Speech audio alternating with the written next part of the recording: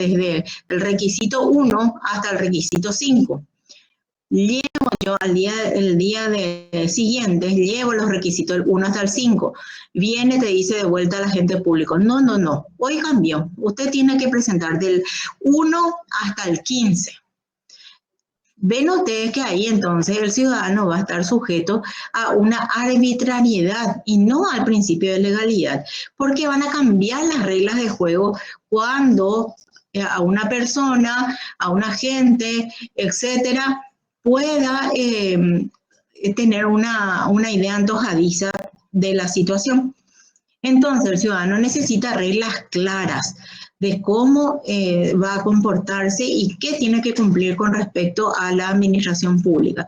Y también la administración pública necesita reglas claras para cumplir su organización acerca del bienestar común.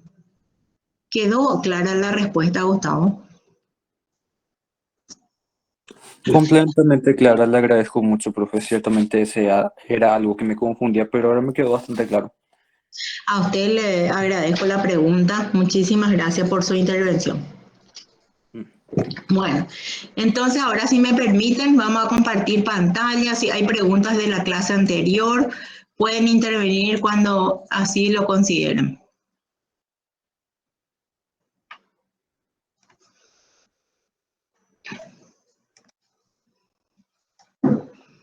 Hoy queremos tocar, ya vimos lo que es el origen del derecho administrativo. ¿Quién recuerda algo del origen del derecho administrativo haciendo una retroalimentación rápida? ¿A qué situación histórica se debía prácticamente el inicio del derecho administrativo? ¿A qué? Ahora la Revolución Francesa. Así mismo, a la Revolución Francesa. ¿A qué otra situación también podemos atribuir? ¿Qué decía Gordillo? ¿Al nacimiento de qué? Del Estado de Derecho. Doctor. Del Estado de Derecho, perfectamente, porque dijimos que hay una situación fundamental ahí y que va también con esta pregunta que había hecho Gustavo, a la limitación de los gobernantes en su actuación. ¿Qué tal? Entonces a eso se refiere. Clase administrativa. Bueno. Entonces tenemos a eso viendo acá. Un ratito, entonces pido un receso de 1 minuto. Me voy a mudar donde tengo una conexión más estable. Un ratito, por favor.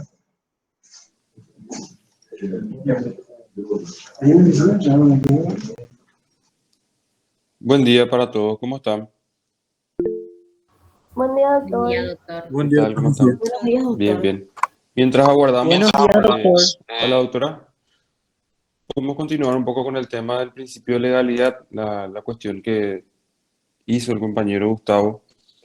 Y nada más para agregar a todo lo que ya hablamos, tenemos que decir también que el principio de legalidad, aparte de todo, de toda la seguridad que le da y a la competencia que establece a la administración, hay que decir que le da seguridad jurídica al sistema legal vigente. ¿Por qué? Porque establece el límite para el Estado y la garantía para los ciudadanos de que, como dijo la doctora, no, la administración no va a actuar de forma antojadiza y de forma arbitraria, es decir, por mero gusto, por simple capricho, ¿verdad? El límite sería la ley.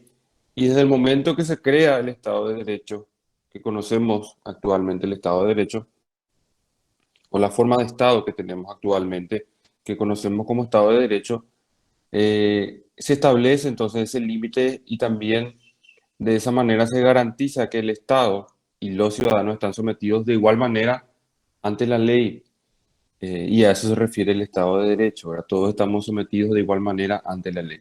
Tanto el Estado, como creemos que tiene o representa un superpoder, puede someterse al arbitrio de la ley, ¿verdad? Es su obligación, siempre y cuando obviamente existan razones para llevarlo, sobre todo a lo judicial, por ejemplo, ¿verdad? Pero siempre la actuación de la administración va a estar sometido al poder de la ley, ¿verdad? Y esa es la garantía que tenemos los ciudadanos de que se puede dejar de lado la arbitrariedad absurda de la administración, ¿verdad? Por un antojo, un capricho de la administración.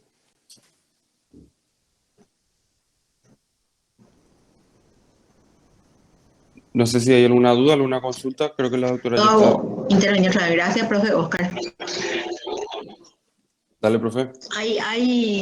¿Alguien levantó la mano o no? No hay consulta. Pregunto. No hay, ¿verdad? Ninguna duda. Bueno, podemos, habiendo hecho esta retroalimentación, una mini retroalimentación, podemos entonces empezar con nuestra unidad 3. Si les parece. Perfecto, profe.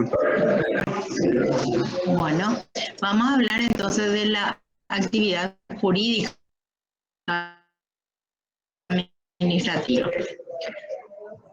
Acá, ven ustedes, tenemos un mapa conceptual de lo que tiene que ver los actos que tenemos en la administración. Tenemos actos técnicos, de los cuales tenemos también actos jurídicos, actos intelectuales, actos financistas, actos materiales. De todos estos actos, los que nos interesan a nosotros, a ustedes como futuros abogados y a nuestra materia, a esta cátedra le interesan los actos jurídicos. Y aquí tenemos entonces los actos materiales, actos jurídicos y sus efectos jurídicos. Los actos materiales son aquellas actividades que la administración tiene que realizar para obtener alguna finalidad, pero no tienen esa trascendencia jurídica. Por ejemplo, colocar, los ejemplos son muy obvios, por colocar una bandera afuera por algún aniversario de la ciudad, etcétera, etcétera. La construcción de carreteras, puentes, hospitales, pero toda vez que esto no entre dentro del marco también de una licitación pública, ¿verdad? Y eso sí o sí va a tener que entrar. Entonces me parece mejor aquellos actos que se necesitan entonces realizar por alguna gestión, pero que no tienen esa trascendencia jurídica. Esos son los actos materiales. Los actos jurídicos, que es lo que más nos interesa. En introducción a las ciencias jurídicas, y yo no sé si tuvieron ya alguna materia en civil, lo definimos acá como están en nuestro derecho civil de fondo. Es el hecho humano, voluntario o consciente ilícito, que tiene por fin inmediato entonces establecer entre las personas relaciones jurídicas, crear, modificar, distinguir derechos y obligaciones. El acto jurídico, repetimos unas nociones de la introducción a las ciencias jurídicas. Por un lado, tenemos que es un hecho. ¿Qué quiere decir? Se exterioriza, ¿verdad? Humano, porque nosotros, por ejemplo, ni en el derecho ambiental no juzgamos el acto de los animales, juzgamos el acto de las personas humanas, ¿verdad? Voluntario, porque ellas tienen el elemento de la libertad y el discernimiento para ejecutar ese hecho. Consciente entra también ahí, tenga la capacidad para ejecutar ese hecho. Lícito, que entra entonces dentro del ámbito de la legalidad. No puedo realizar un hecho humano, voluntario, consciente, pero al final ilícito va a obtener otro tipo de trascendencia jurídica, ¿verdad? No va a cumplir la finalidad lícita. Este acto tiene por finalidad crear, modificar, extinguir derechos o obligaciones. Una de esas situaciones. Lo más importante es que el acto jurídico produce una modificación en las cosas en el mundo exterior, porque así lo dispuso el ordenamiento jurídico. El sector más importante de los actos administrativos son los actos jurídicos administrativos. porque son una especie entonces de actos jurídicos. ¿Y por qué es su importancia? Porque mediante la realización de estos actos jurídicos, entonces tenemos que se modifican entonces los efectos en el derecho, se modifican algo en las relaciones jurídicas, ¿verdad? Y hay unos ejemplos aquí. El nombramiento de un funcionario público, el otorgamiento de una concesión, un contrato de obras públicas o un contrato de suministro. Estos son ejemplos entonces de actos también jurídicos administrativos. Bueno, sigamos entonces. Vamos a ver algunas definiciones de autores. Para Arroyo Villanova, el acto administrativo se puede explicar en los siguientes términos. ¿Alguno de ustedes puede leer esta definición, por favor? ¿Me puede ayudar? Natanael, ¿vos estás ahí, por favor?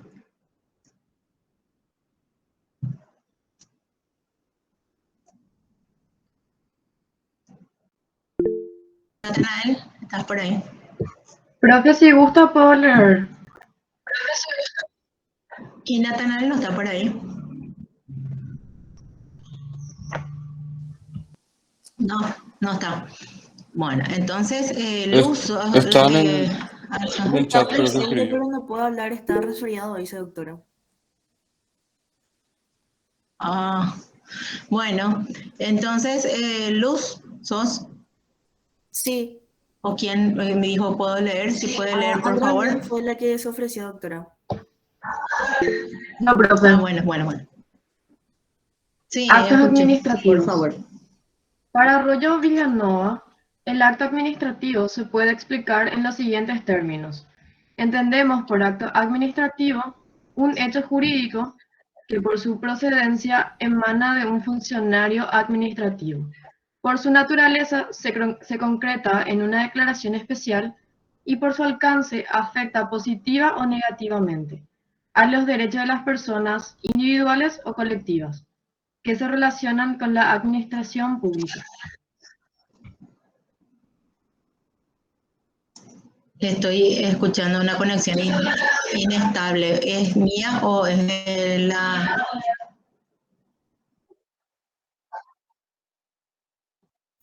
Yo también escucho inestable la conexión, doctora. Capaz Bueno. sea el clip. Bueno, fíjense en estas cuestiones. ¿De dónde tiene que emanar de quién tiene que emanar el acto jurídico administrativo? ¿De una persona privada o de quién? De un agente público, doctora. De un agente público. ¿Y cómo se concreta el acto administrativo? Se exterioriza mediante una declaración especial. Y el alcance del acto, ¿a quiénes le puede afectar el acto jurídico administrativo según Rollo Villanova?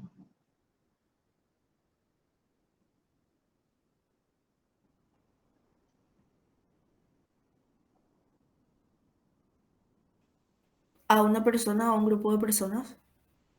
¿A quién le puede afectar? ¿Podría ser a una persona individual o a Les un puede grupo? afectar a todas las personas físicas o jurídicas. ¿Sí? ¿Sí? ¿Escucho? Que se relacionan con la administración pública, entonces, individuales o colectivas. Acá tenemos estas características principales que nos dice Rollo Villanova. Bueno, esto siguiendo el programa. La denominación de acto administrativo destaca el acto dinámico del proceso. Pero lo que surge de eso también es importante, la norma jurídica resultante. Con este punto, el doctor Salvador Villagra Maffio lo que quiere resaltar es que no solamente el acto, sino también la norma jurídica creada por él tiene también influencia en la trascendencia de la vía jurídica en la parte administrativa, ¿verdad? Y cuando decimos acto administrativo, no se ha de entender el hacer, sino ya lo hecho, no el trabajo, sino la obra, nos dice. Lo que interesa ya es la norma jurídica creada, no el acto que la genera, nos dice. Esto nos dice Salvador Villagra Maffio. Condiciones de regularidad y de validez de los actos administrativos. El acto administrativo es válido y regular si se conforma con las normas reglamentarias legales y constitucionales. Habíamos hablado que la primera condición del acto administrativo, jurídico administrativo, es que sea lícito. En este sentido, entonces, el acto administrativo tiene que cumplir con la Constitución, con la ley, los reglamentos, para que pueda cumplir su finalidad. Y también un acto administrativo se presume que es regular y válido y tiene que cumplirse, ¿verdad? Acá en la Constitución Nacional también establece en el artículo 257 que los órganos del Estado se subordinan a los dictados de la ley. Bueno, acá entonces tenemos esta condición de regularidad de validez. Los actos administrativos se reputan, se presumen que ellos son entonces regulares y válidos. Y aquí vamos a ver lo que ya había preguntado Gustavo. La radical diferencia de la legalidad del acto administrativo con el principio o de la licitud del acto jurídico privado. Licitud, entonces, nos pregona que está permitido todo lo que no está prohibido. El artículo 9 de la Constitución Nacional que leímos al inicio. La legalidad nos habla de que el agente administrativo tiene una posición diferente de la persona del derecho privado. La legalidad del acto le debe estar expresamente autorizado. Fíjense entonces, si soy ciudadana, me pongo el traje de ciudadano, puedo hacer todo lo que no me está prohibido. Pero si me pongo el traje de agente administrativo, solo puedo realizar aquello que está expresamente autorizado. Bueno, en la autorización tenemos cuestiones que son expresas y otras que son implícitas. Vamos a leer qué son y después podemos participar dando ejemplos. Necesitamos una autorización expresa para imponer sanciones, tributos, facultades reglamentarias. ¿Y esto dónde más se establece? ¿En qué legislación importante en nuestro país también se establece esto? Que habla también sobre el tema de la defensa. ¿Quién tiene constitución ahí?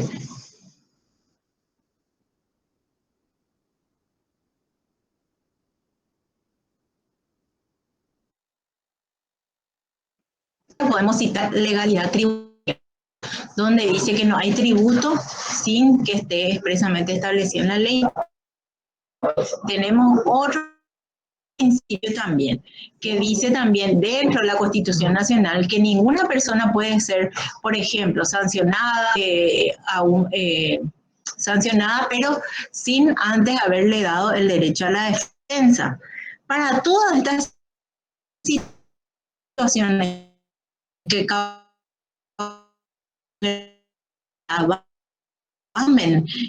en el ciudadano empresaria, pero esa facultad reglamentaria finalmente va a tener que estar inspirada en lo que estableció la legislación. La autorización implícita, órdenes del superior jerárquico, personería jurídica, la ley de la entidad, directorio, autarquía, etc. Hay cuestiones para las cuales yo no necesito una autorización expresa. Si yo, funcionario público, tengo que asistir a mi lugar de trabajo todos los días y tengo que cumplir con la obligación que me dice, no, es que para acá, que mi jefe jerárquico superior me va a decir, bueno, ejecute esto, va a tener que sacar una ley para eso. No, eso ya es una autorización implícita, ya te nombraron, ya hay una ley del funcionario público que establece las cuestiones generales, la ley 1126/2000. Entonces, nosotros ya tenemos que cumplir aquel que es funcionario, porque entonces, para imponer sanciones a los habitantes de estar en las leyes, las reglamentaciones deben estar establecidas en las leyes. Bueno, entonces dijimos nosotros, para imponer sanciones tienen que estar las legislaciones y las reglamentaciones a su vez solamente van a poder desglosar aquello que está en la ley, no van a poder inventar otra sanción o otro tributo que no está en la legislación. Vamos a dar un ejemplo.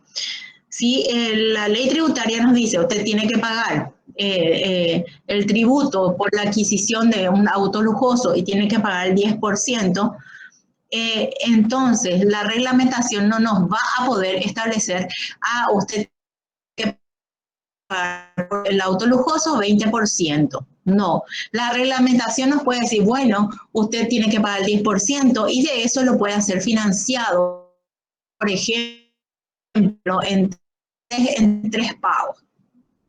O el horario tal de la administración, lo cual es una cosa de gestión. Quedó claro este principio de licitud, principio de la legalidad y la autorización expresa o implícita. Este es el momento en que preguntar y tienen que estar ustedes ahí presentes para después poder reflejar un poco el conocimiento del ámbito del derecho administrativo. Consulto Disculpe. si alguno puede responderme, por favor, para que yo no crea que estoy solita dando clase. Sí, doctora, quedó claro. Disculpe, en mi caso ciertamente no quedó claro por la señal que ¿Sí? venía. Voy a La mirar. autorización expresa ¿Sí? trata sobre Hay mucha lo interferencia, que está doctora. establecido. Sí. Hola. Sí, yo creí que era a mí nada más, pero Sí, no quedó se la claro. escucha bien, doctora. Gustavo me habla. ¿Quién más? María. Ahí viene la señal. Sí, profe, creo Mía. que hay, sí, con la señal. ¿En Sí, tuya serio? es, aparentemente. Sí, Cuéntenme un poco, va y sí, viene la apagas tu cámara, señal. profe, Es mía. capaz que eso ayude. Voy a apagar a ver un poco si Entonces, con eso solamente el mejora o si sonido. no me tengo que Sí, otra vez de ir a otra parte. ¿Verdad? vamos a probar sin Voy a la probar cámara. así. Ahí sí mejora, ¿sí? Ahora te escuchamos, profe. Bueno, y me avisaba, Oscar, me interrumpí, nomás si está muy... Sí, sí, sí, ahora sí Bueno, está normal. ahora se escucha bien. Bueno, estábamos hablando en la parte de la autorización expresa, me avisa uno de los estudiantes que ahí no se escuchó bien. Dijimos nomás que para obtener, para que la administración pública pueda poner sanciones, tributos, establecer esa facultad reglamentaria, se necesita necesariamente una autorización expresa que tiene que estar reflejada en una ley. Y dijimos aquí que eso está basado en el artículo en la Constitución Nacional, donde dice que no se puede también imponer sanciones o tributos sin estar establecida en la ley, el principio de la legalidad tributaria. También hablamos de que también se prohíbe la Constitución Nacional imponer sanciones, gravámenes sin el derecho a la defensa. Todas estas cuestiones que causan gravamen al ciudadano deberían estar expresas en una legislación basada en el principio de la legalidad. Ese acto le tuvo que haber estado autorizado. Si hablamos nosotros de una autorización implícita, que son órdenes del superior jerárquico, personería jurídica, la ley de la entidad, directorio, autarquía, etc., ya hablamos de una autorización implícita. Implícita significa que está ya implícita por la razón del trabajo. Y di un ejemplo, estoy repitiendo, qué pasa si un funcionario público fue nombrado para cada acción que tiene ejecutar en su trabajo. Si el superior jerárquico tiene que sacar una ley para que el funcionario ejecute su trabajo. Eso va a ser de cumplimiento imposible, o a lo menos va a entorpecer totalmente la eficiencia de la gestión de la administración pública.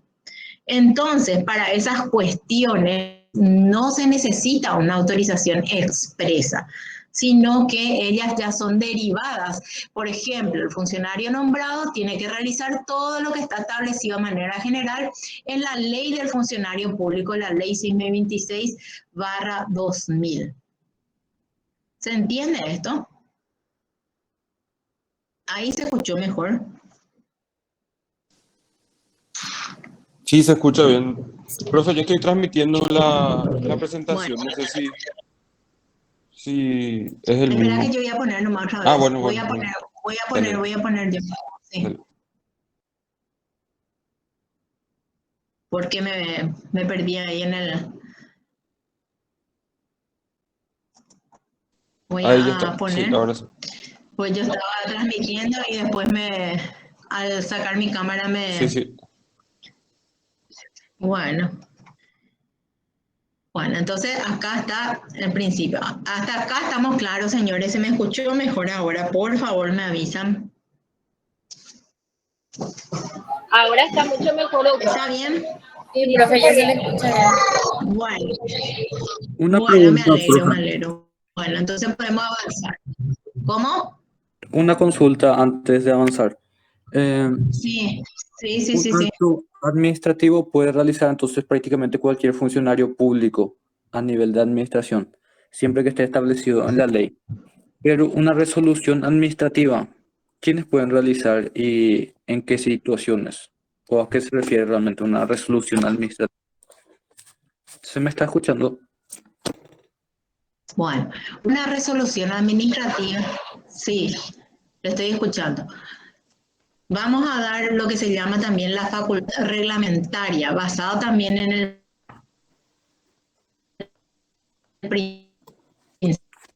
principio que está de la legalidad y la especialización de funcionarios. Solamente va a poder realizar la autoridad administrativa que está autorizada para hacer esa reglamentación. Y ahora vamos a entrar y vamos a ir explicando también en detalle esto. ¿Quién preguntó eso para saber? Porque estoy no accedo a la... ¿Gustavo o quién? Sí, yo soy el doctor, me disculpo, soy muy Para pesado. saber la participación. No, al contrario, te agradezco. Solamente para saber, porque me gusta la participación, me encanta.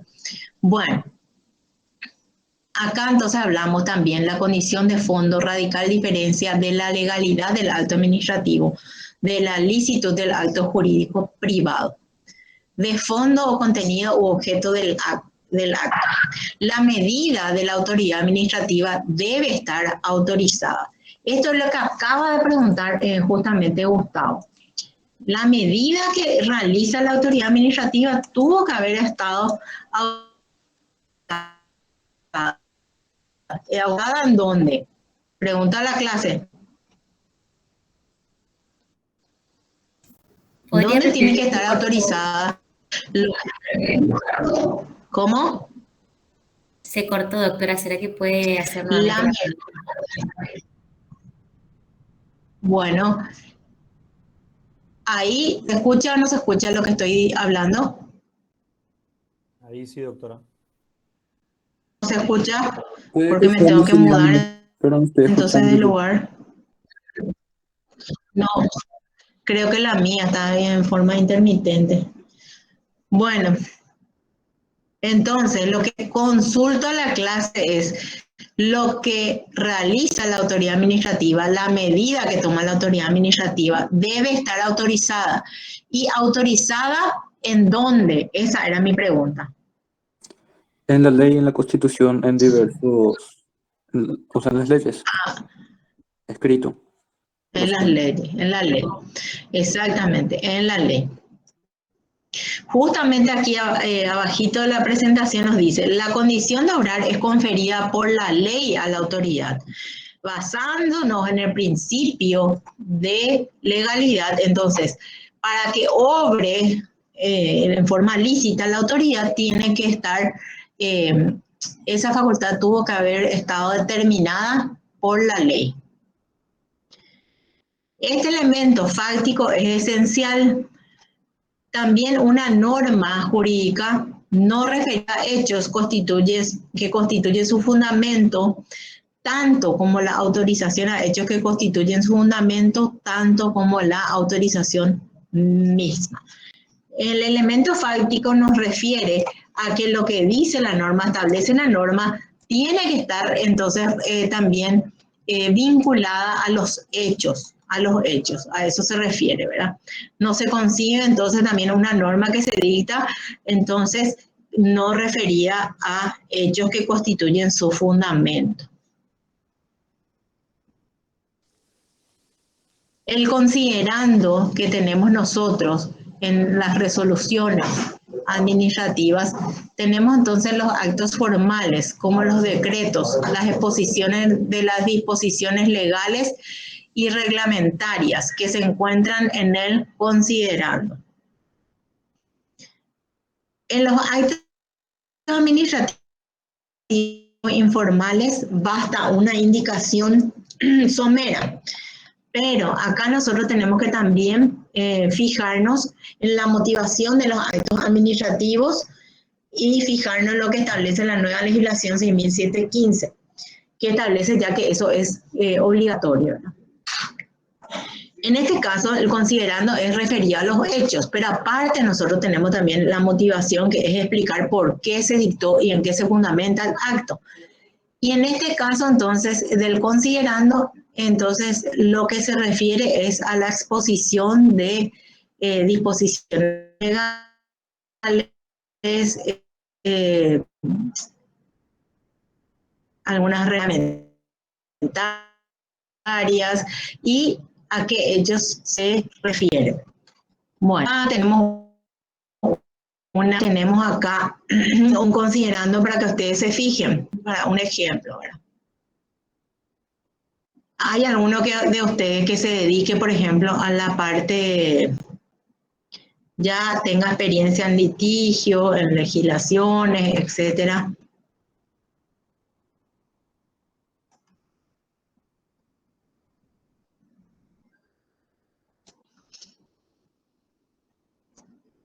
¿O no? ¿Se me escucha o no?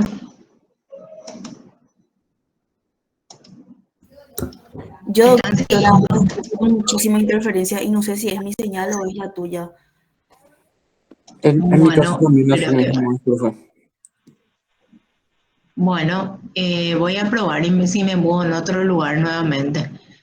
Voy a mudarme un ratito, ¿sí?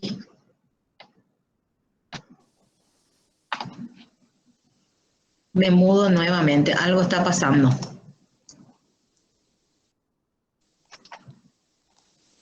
Seguro es un tema de la conexión, profe. Puede ser. En el anterior lugar te salía muy bien la conexión.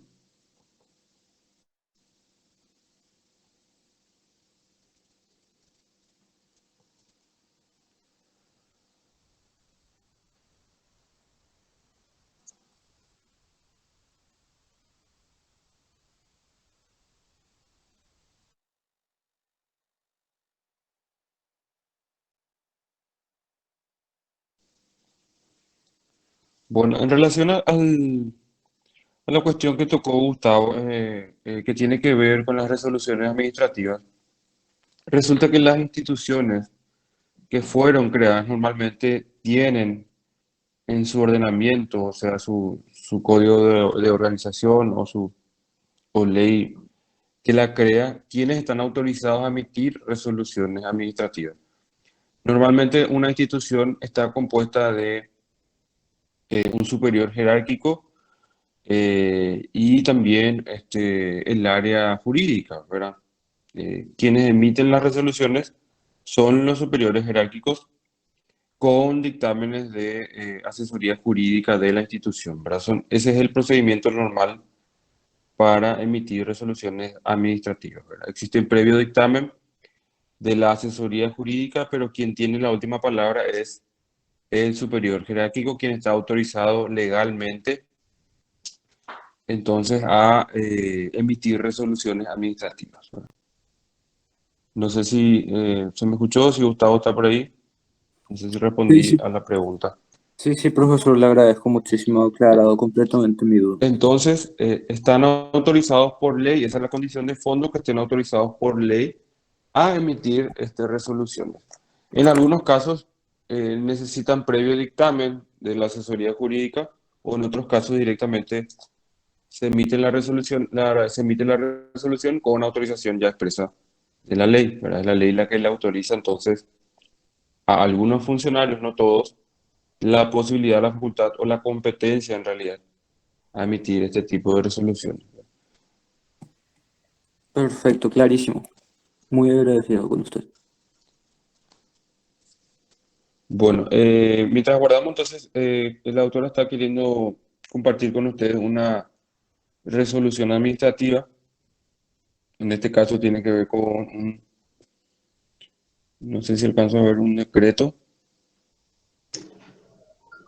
Hola, ahí parece que ya, Sí, ahora ya sí. puedo. Bueno, entonces acá estaban bien mostrando como ejemplo de un considerando, el considerando de la ley tributaria. Pregunta de Jorge Chena, si el superior Sí, jerárquico es el representante. Creo que así dice. si A nos puede ver, especificar un poquito más la pregunta. el representante, en este caso seguro dice por la institución o no, no sé, no. El superior jerárquico también puede estar basado en lo que la ley establece. En un ministerio sería el ministro, el superior jerárquico, y va eso bajando conforme entonces baja las disposiciones en esa dependencia. El superior jerárquico en el Poder Ejecutivo es el presidente de la República, ¿verdad? Por ejemplo, y va eso bajando conforme entonces a la jerarquía también, directores generales, directores de ministros, quiero decir, después directores generales, directores de departamentos, jefatura, etcétera. No sé si eso responde a lo que está preguntando.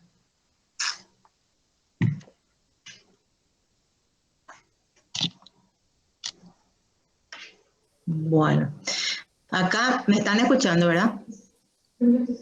Sí, ahora se te escucha mucho mejor. Bueno, el considerando, tenemos aquí el ejemplo del considerando, ven ustedes de una ley tributaria, dice, debido a la promulgación de tal ley se modifican estas disposiciones, se hace necesario por esto. Entonces, el considerando son cada una de las razones que apoyan o sirven de fundamento, entonces, a un decreto, resolución, a una ley, a una sentencia, ¿verdad? Vamos a la competencia. La competencia ya es el conjunto de facultades que un órgano puede legítimamente ejercer. Legítimamente hablamos otra vez de esa legitimidad, ¿quién le va a dar?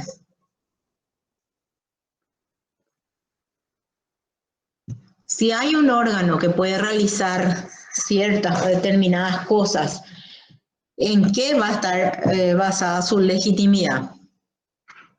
Siempre en la ley escrita, autorizada por Así mismo. Entonces la ley o la misma constitución le puede dar el origen entonces de su competencia.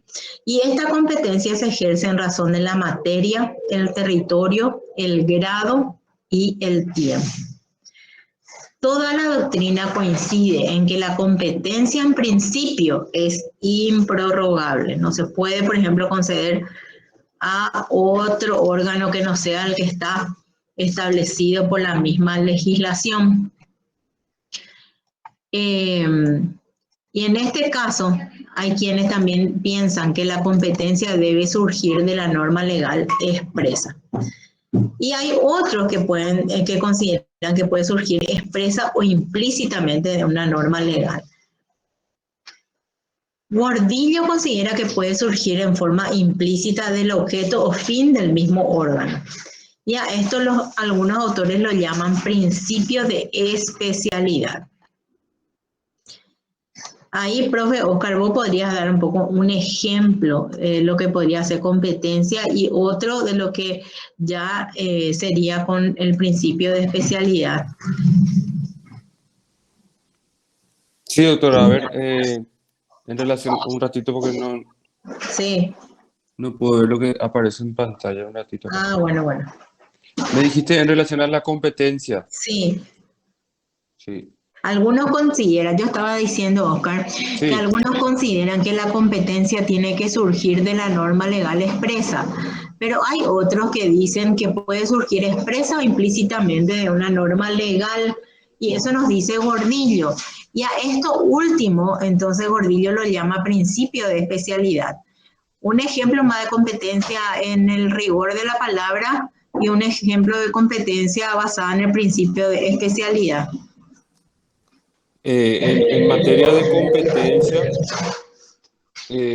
como dicen, no basta que la autorización esté dada, sino que es necesario que quien la ejercite sea el órgano autorizado. Es decir, por ley se tiene que establecer la competencia del órgano. Y un ejemplo sería el ministro de Educación, por ejemplo, tiene competencias exclusivas en materia de educación, ¿verdad? Lo que tiene que ver con el currículum, lo que tiene que ver con el manejo docente, la gestión docente, por ejemplo, son competencias exclusivas del ministro de Educación. Lo mismo sucede en el ámbito de la salud, ¿verdad? Entonces, cada ministro, cada cartera del Estado tiene una competencia exclusiva y la cual le limita a su vez a cumplir funciones específicas, ¿verdad? Entiendo que a eso se refiere. Y el ejemplo, como les digo, no solo en el ámbito de los ministerios, también los órganos de extrapoder, como el caso del Ministerio Público, el caso de el Consejo de la Magistratura, el jurado de enjuiciamientos, por ejemplo, ¿verdad? Son competencias exclusivas señaladas por la ley, ¿verdad? Y que obviamente limitan a esas instituciones a realizar solamente lo establecido por la norma, ¿verdad? Y no Bueno. trascender lo allí establecido. Perfecto. Entonces, en principio, la competencia tiene que estar facultada en una ley. Pero algunos consideran que la autorización puede ser expresa o implícita. ¿A qué nos referimos con el ejemplo que dio el profe Oscar, por ejemplo, del Ministerio de Educación, que va a poder realizar todo aquello que está en la legislación y conforme a la materia que le fue concedida, que es la educación? Y entonces esa competencia al Ministerio de Educación, cuando nos dice la doctrina que es improrrogable, no va a poder cederle a otro ministerio. Bueno, ahora las aduanas van a tener competencia en materia de educación. Eso es improrrogable. ¿Por qué? Porque la misma Constitución o la legislación ya estableció cuál es el órgano encargado. Entonces yo no puedo, o el ministerio, el agente público, no puede ceder esa competencia. Bueno, y algunos consideran entonces que hay un principio de especialidad que ahí entonces puede ejercerse de materia explícita. Salvador Villagra Mafió nos explica claramente, no basta que la autorización esté dada, o sea, no basta que la ley diga, bueno, esto es lo que pueden hacer, sino que nos tiene que indicar el sujeto que puede realizar. Entonces, tiene que ser el órgano autorizado. Una cosa es que ya tenemos que la medida puede hacer, dice en nuestra ley, puede hacer A, B, C, D, pero también tiene que decir el órgano indicado o señalado para realizar eso A, B, C, D, entonces es tal. Entonces, hay que distinguir una cosa, es que la medida está en la legislación, pero también tiene que estar el órgano. La competencia es la esfera de atribuciones de los entes y órganos determinados por la ley. Entonces, así como en el ámbito del derecho privado, nosotros tenemos una determinación muy amplia de lo que podemos hacer y no hacer basada en el principio de la licitud. La competencia es la que nos dice qué puede realizar o qué no puede realizar también un ente u órgano de la administración pública. Y aquí no hay problema cuando la ley ya designa qué cosas puede realizar y quién es el que puede realizar esas cuestiones. Pero sí hay problema cuando la ley omite designar al órgano competente. Sí hay problema cuando la ley también realiza sobreposición de competencias. En estos casos, entonces, hay un inconveniente. Y aquí hay que decidir, entonces, y para eso se recurre a las fuentes constitucionales y a las leyes orgánicas. Las leyes orgánicas son las leyes de creación generalmente de los entes públicos. Y las fuentes constitucionales nos van a dar aquello fundamental que ya está establecido por competencia en la propia Constitución y va a tener preeminencia sobre otras disposiciones de inferior jerarquía. Citamos entonces, en el artículo 238 está la competencia del presidente de la República. En el 243 del Consejo de Ministros, 246 la Procuraduría, y así podemos ayudar a resolver alguna situación que se presente en este sentido. Bueno, siguiendo con nuestra clase, hablamos también del presupuesto de hecho o motivación del acto administrativo contenido en el resultado. Antes de avanzar acá ya tenemos que colocar o entender que la nueva ley de administración de procedimientos administrativos 6.715 establece la obligatoriedad también de la motivación del acto. Antes no era así, y fíjense que nosotros teníamos una legislación de 1935, la ley 1462, si no estoy equivocada, de 1935, donde era una ley muy cortita, donde no se contemplaba casi nada de lo que atañe a la gestión de la administración pública. Ahora tenemos como un hecho histórico la primera ley de procedimientos administrativos y entonces en esa tenemos que empaparnos. Voy a mandarle a los delegados esa legislación para que estén al tanto y vamos a ir, y les pido también que ustedes vayan mirando para ver un poco cómo se adecua nuestro contenido con lo que establece la nueva legislación. La ley autoriza a la administración para obrar en relación a ciertos hechos o circunstancias. Dijimos nosotros que el elemento fáctico, el elemento del hecho, es muy esencial. No tiene sentido lógico realizar un acto o dictar una norma que no esté referida a los hechos, ¿verdad? Porque los hechos son el fundamento. Existe un viejo adagio jurídico que establece, dame los hechos y te daré el derecho, ¿verdad? Entonces, para eso tiene que estar establecida esa norma referida a hechos. No se concibe que no existan hechos y vos dictás la norma jurídica. Entonces, en un acto administrativo formal tenemos decretos del Poder Ejecutivo, como la sentencia judicial. La relación de los hechos jurídicos está en el resultado.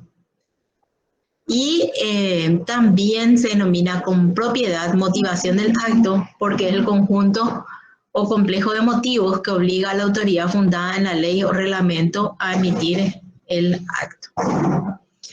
¿Se entiende hasta aquí? Sí, doctora, se entiende. Bueno.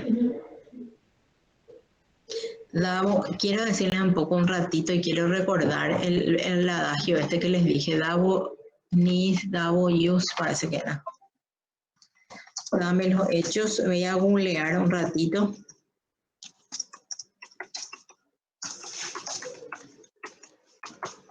para decirles correctamente.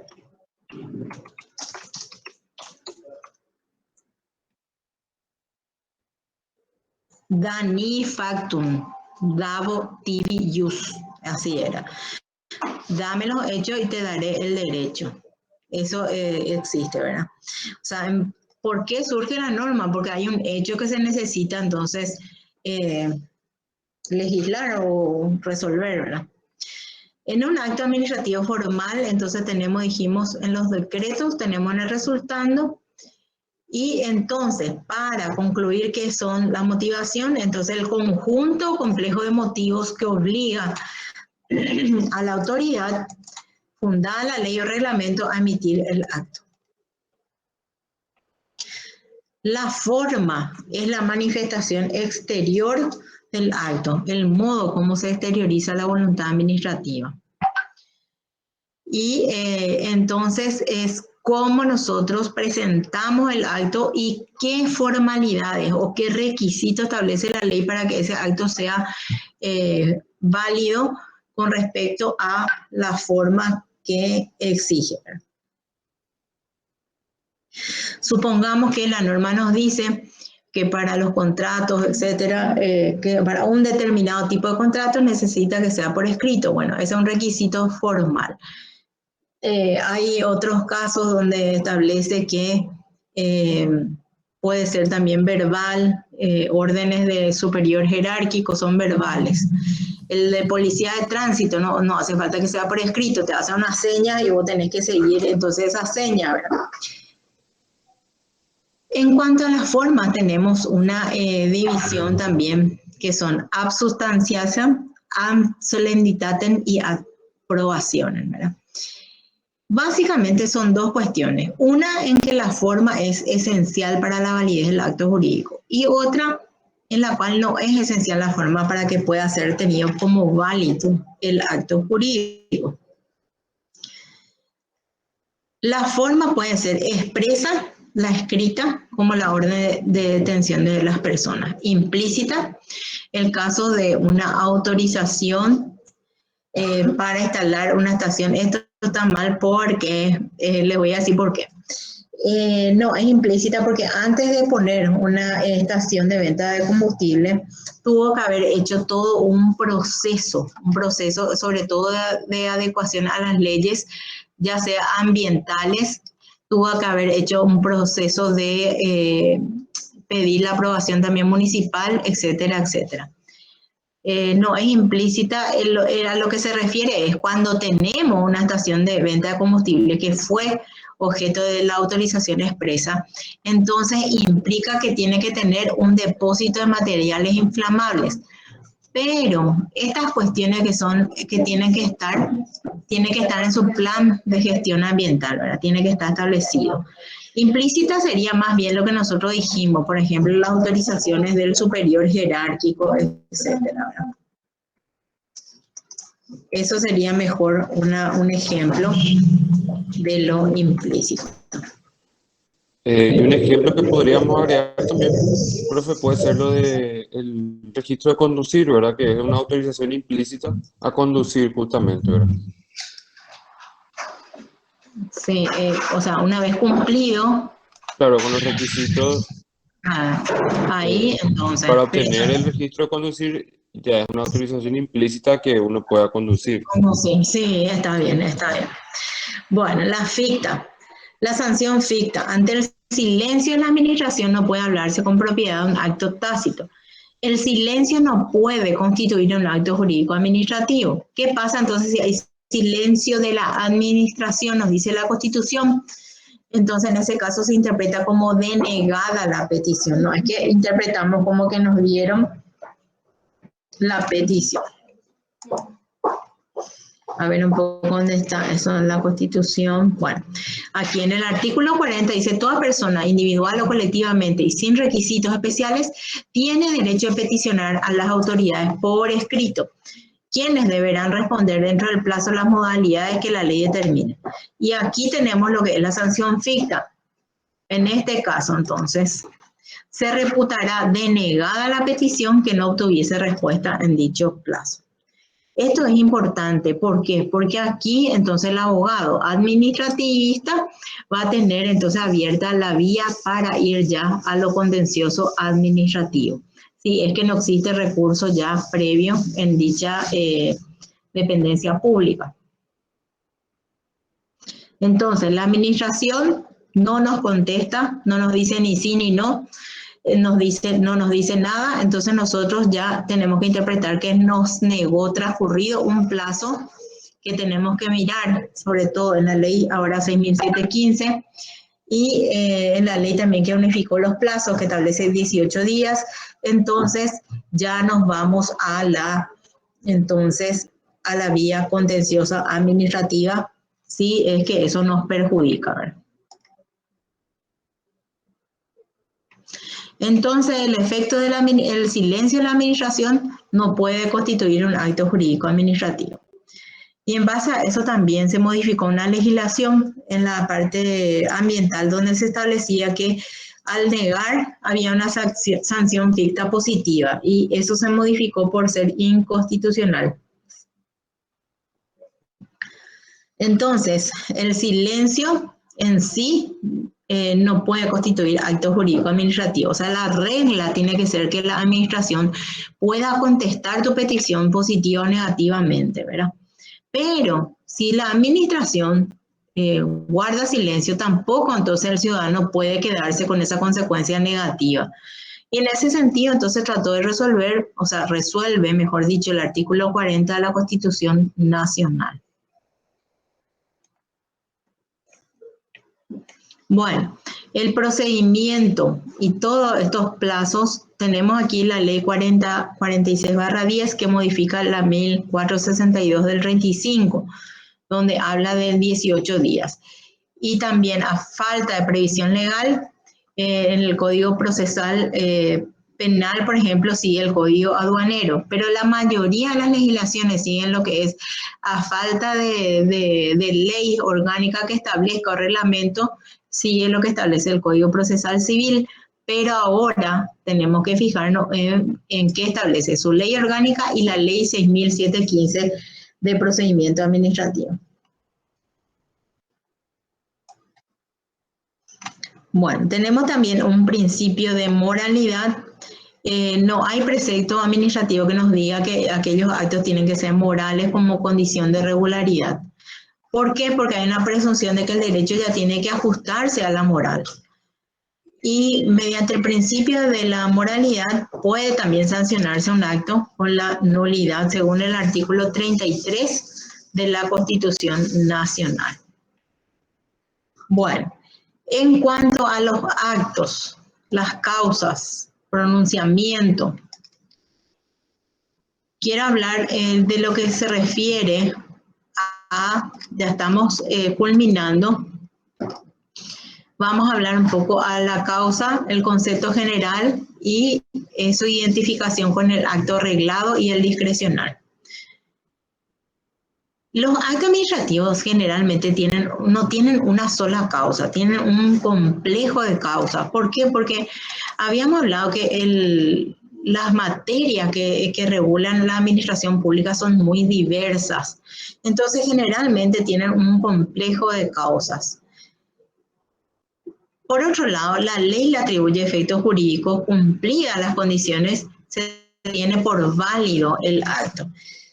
Esto es lo que habíamos hablado recién, la presunción de regularidad y validez que goza el acto jurídico administrativo. Dictado el acto jurídico administrativo, mientras no sea notoriamente nulo, improcedente, se está obligado a cumplir el acto porque hay una presunción de regularidad y de validez. Todas estas condiciones o premisas están explícitas o tácitamente en la legislación. Es la ley y la sanción la causa de todo obrar jurídico.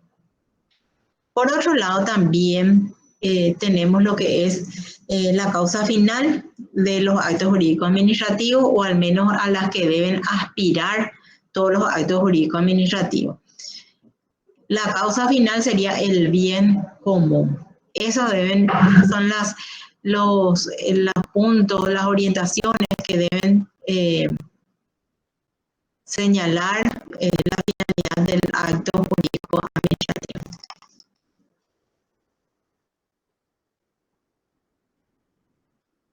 Vamos a pasar a la distinción. Entonces, en la clase que viene vamos a hablar de los discrecionales y los reglados. Para culminar, hay una diferencia también entre hechos y actos jurídicos. Ciertos hechos que sean voluntarios o no también pueden tener consecuencias, ¿verdad? Y en ese sentido, entonces tenemos la norma jurídica que lanza el hecho con la conducta. Damos un ejemplo. El hecho de introducir mercaderías al país, entonces, si fuese por las vías no habilitadas, está calificado y sancionado como contrabando. Pero si ese hecho fuera por las vías habilitadas por las aduanas, está calificado entonces como hecho imponible para el pago de tributos aduaneros. Ven ustedes que hay consecuencias tanto para el hecho lícito como para el hecho ilícito. Señores, entonces yo les pido, antes de concluir, vayan colocando en el chat qué aprendieron hoy, algo en una frase, qué aprendimos hoy, alguna cosa cortita y entonces para poder ir despidiéndonos.